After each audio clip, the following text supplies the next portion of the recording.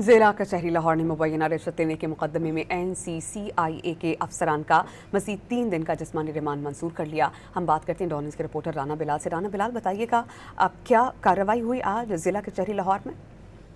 جی دیکھیں، رشوت لینے اور اختیارات کا ناجائز استعمال کرنے کے مقدمے میں لاہور کی مقامی عدالت نے NCCIA کے گرفتار افسران کا مزید 3 دن کا جسمانی ریمانڈ منظور کرتے ہوئے تمام 6 ملزمان کو FIA کی تحویل میں دے دیا ہے۔ جوڈیشل مجسٹریٹ کی جانب سے محفوظ کیا گیا فیصلہ اب سے کچھ دیر پہلے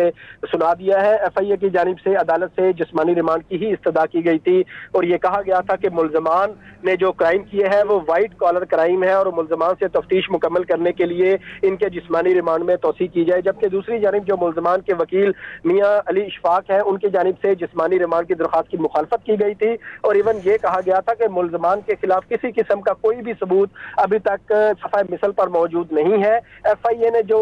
مقدمہ درج کیا ہے وہ 90 لاکھ کا ہے، جبکہ ریکوری 4.5 کروڑ کی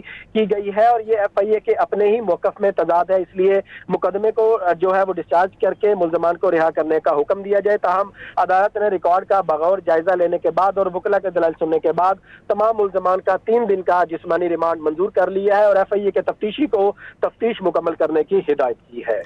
بہت شکریہ رانا بلال، آپ نے اس بارے میں ہمیں اپڈیٹ کیا۔